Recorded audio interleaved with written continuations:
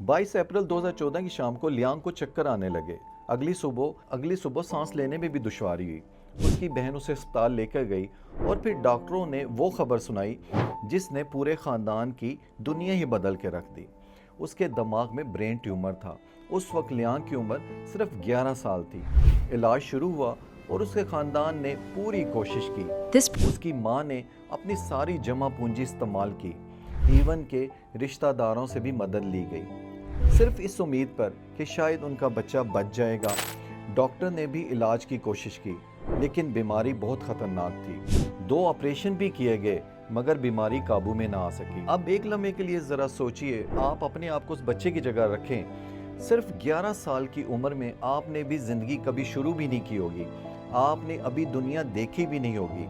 आपने अभी अपने ख्वाब पूरे भी नहीं किए होंगे।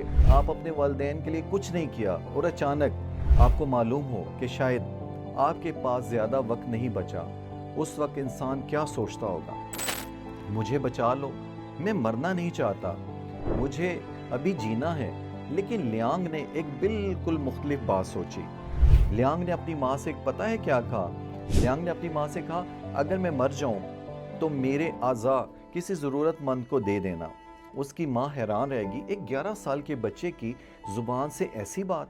वो शायद समझ भी नहीं पा रही थी कि आखिर लियांग क्या चाहता है, उसके बच्चे की आखिर सोच क्या है। अपनी ज़िंदगी के बारे में कोई ऐसा कैसे कह सकता है, और किसी की ज़िंदगी के बारे में कोई क्यों इतनी उम्र में सोच सकता है? फिर लियांग ने एक ऐसी बात कही जो आज भी उस कहानी का सबसे ताकतवर हिस्सा है। उसने कहा, मैंने बहुत से लोगों को अच्छे काम करते देखा है, मैं भी एक अच्छा बच्चा बनना चाहता हूँ। सिर्फ 11 साल और सोच इतनी बड़ी।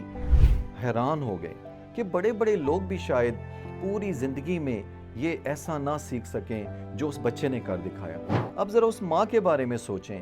एक तरफ उसका बच्चा जो मौत के बिल्कुल करीब था, और दूसरी तरफ उस बच्चे की आखिरी ख्वाहिश थी कि उसके जिस्म के अज़ाब किसी और को दे दिए जाएं।